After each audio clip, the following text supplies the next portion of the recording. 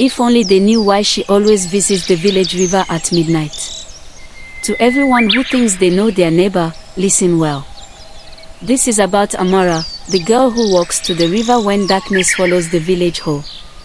Under the silver moon, she crouches by the water, lantern flickering in her small hands. Her lips move, whispering words no ear can catch. The water ripples like it's listening. From behind the trees, old Mama No spots her and gasps. By morning, the whole village is buzzing. What is that girl doing at midnight? Who is she talking to? By day, Amara is simple. She runs a small store near the market, selling trinkets she makes with her own hands. Beads, carved wood, woven bracelets. Nothing expensive. Nothing fancy. She helps Mama Akon carry firewood when the old woman's back bends too low. She smiles at children. She never raises her voice. But people whisper behind her back. That girl is strange. Why does she go to the river every night? Some say spirits. Some say madness. Nobody asks her directly. One evening, a toddler wanders toward the river, chasing fireflies. The current is strong. The child sleeps. Amara sees from a distance and runs like her life depends on it. She jumps into the cold water, pulls the boy out, holds him tight. He coughs, cries, breathes. His mother arrives moments later, snatches him away without a word of thanks. The villagers stare but do not celebrate her. Instead, they ask, how did she know the child was there? Was she already at the river? Suspicion grows. The next morning, Amara finds something strange at her store. A small bundle wrapped in cloth, tied with golden thread. Inside are seeds she has never seen before, smooth and glowing faintly. A note is tucked beneath them. No name. Just one line, your kindness has been seen. Her heart pounds. She looks around. No one is watching. Or are they? She folds the note carefully and tucks it into her wrapper. Someone is out there. Someone knows what she does at night. Obi, her childhood friend, comes to her store that afternoon. His face is tight with concern, but his words are sharp. Amara, people are talking. They say you're doing something strange at the river. They say spirits follow you. She tries to laugh it off, but he doesn't smile. I'm your friend, but even I don't understand. What are you hiding? She looks away. Trust me, she whispers. But trust is fragile in a village full of fear. Obi leaves, shaking his head. The rumors spread faster. That night, Amara returns to the river with her lanterns. She lights them one by one, placing them gently on the water. They float downstream in slow, deliberate patterns. Circles. Lines. Symbols only she understands. From the shadows across the bank, a cloaked figure watches in silence. Their face is hidden, but their posture is patient, almost reverent. Amara senses the presence but does not turn. She whispers her words again, soft as wind. The figure does not move. They simply watch. And wait. When Amara returns home, her grandmother is asleep. She checks the small handbasket by the door where they keep herbs and cloths.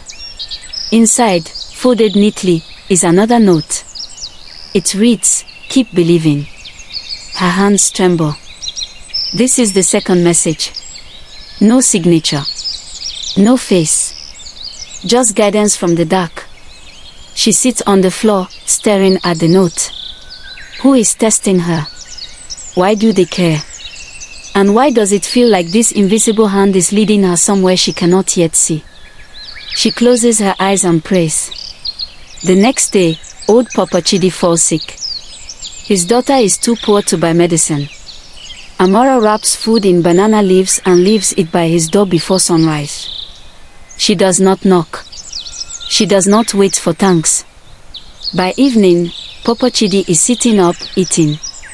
His daughter weeps with relief. But across the road, the cloaked figure stands in the distance, watching Amora walk away. They nod slowly, as if marking something important. Then they vanish into the trees like smoke.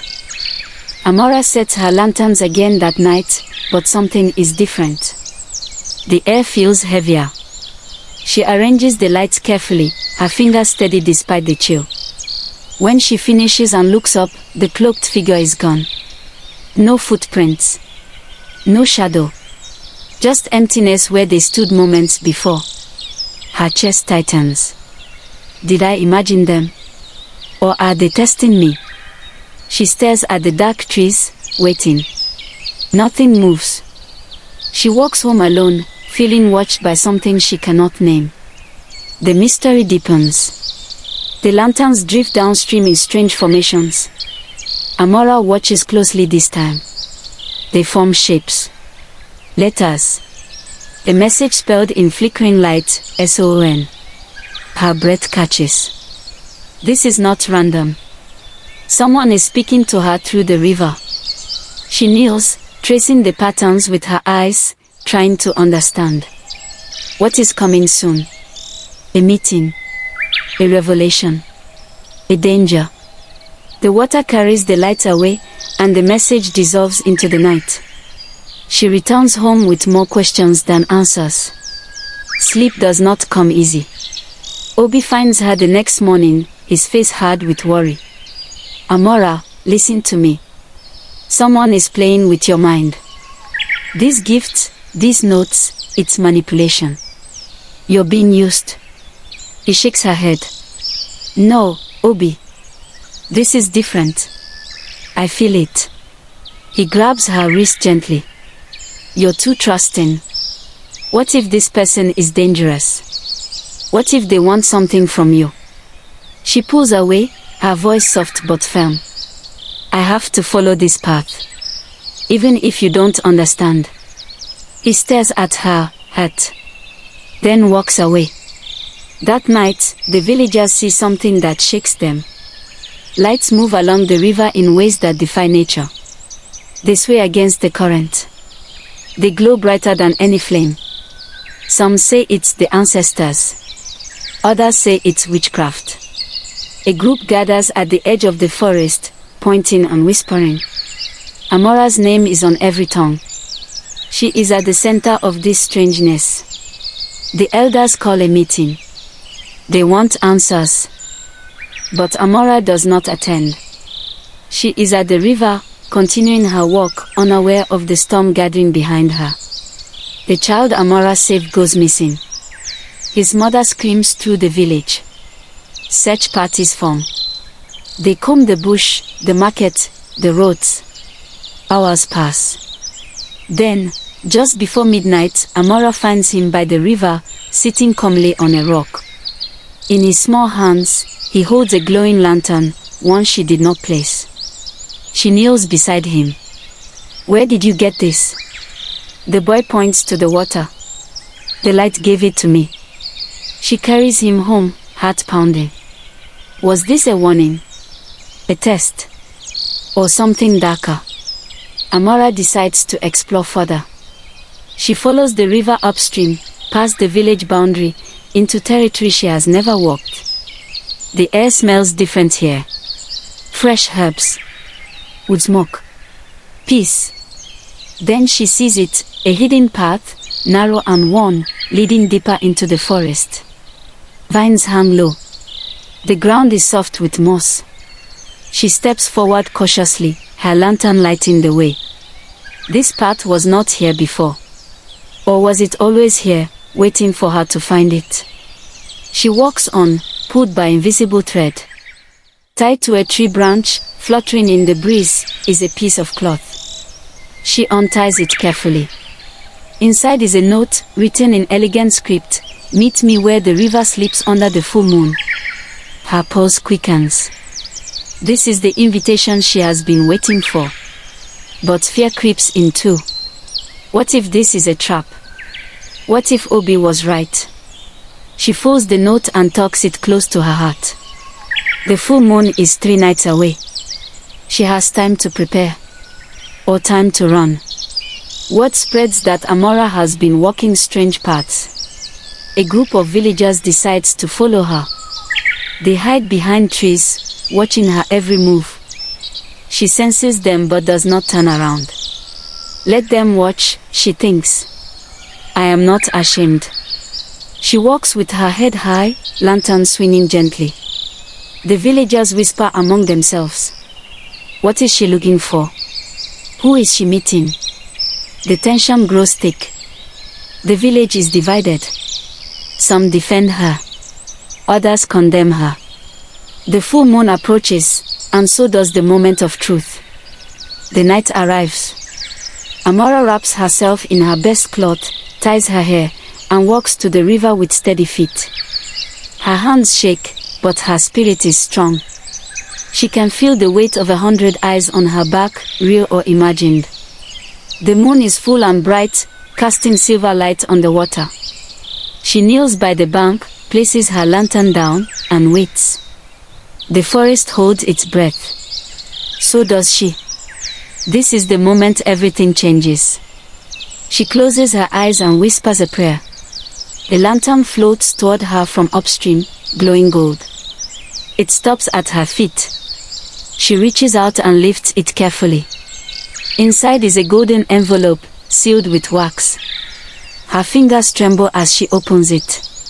The handwriting is beautiful, almost otherworldly. It reads, "Your kindness deserves more. Follow the light." She looks up. A soft glow appears further upstream, beckoning her. She stands, heart pounding, and follows. The villagers watching from the shadows gasp. Where is she going? What is happening? They dare not follow. Only Amora walks forward. At the bend of the river, the cloaked figure waits.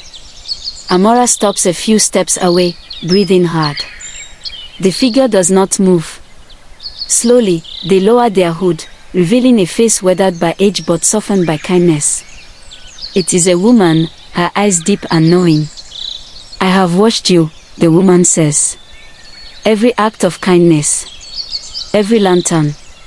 Every whisper." Amora's voice is small.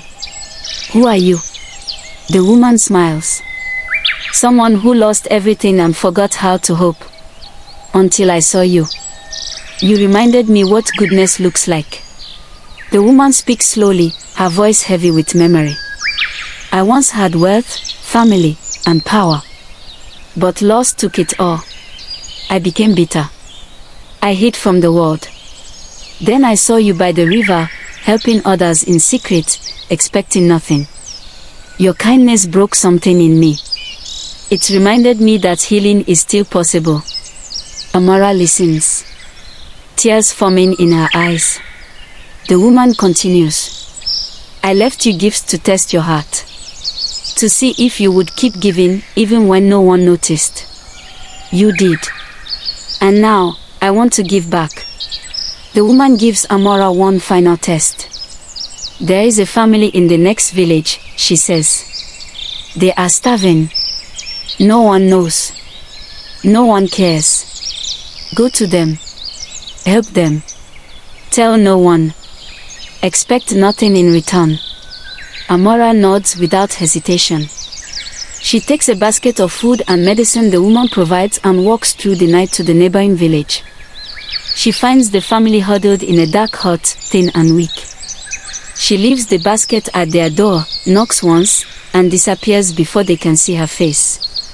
The test is complete. When Amora returns, the woman is standing by the river, no longer cloaked.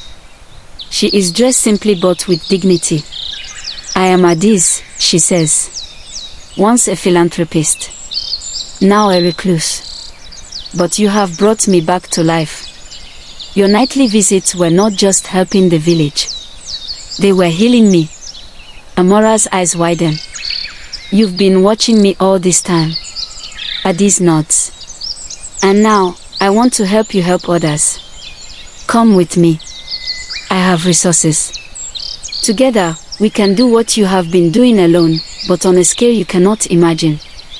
Amora steps into a world she never dreamed of. Adaeze estate is hidden deep in the forest, grand but humble. Rooms filled with seeds, tools, books, medicine. Everything needed to transform lives. Adaeze places a hand on Amora's shoulder. This is yours now. Use it as you have always used your heart, with kindness and wisdom. Amora's hands tremble. She thinks of her village, her grandmother, the children, the elders. She thinks of all the midnight prayers whispered by the river. Now, those prayers have been answered in ways she never expected. Amora organizes a river festival. Thousands of lanterns are lit by villagers, children, elders, even Obi. They float downstream in a glowing river of light, honoring kindness, unity, and hope. The night sky reflects the glow. Music plays. People dance. Tears fall. Amora stands by the water, watching it all, her heart full. Adaeze stands beside her, smiling. You did this, she whispers. Not me. Amora shakes her head. We did this. Together. The village, once full of whispers and fear, is now full of light and song. Amora walks to the river one last time at midnight. Alone. Peaceful. She kneels by the water and places one lantern, whispering the same words she always has, let kindness ripple outward. The lantern drifts away, glowing softly. From the shadows, Adaeze watches, unseen, a faint smile on her lips. She turns and walks back into the forest, ready to find another soul worth guiding. The camera pans upward to the stars. And the village sleeps, forever changed. Because kindness, even when hidden, transforms everything it touches.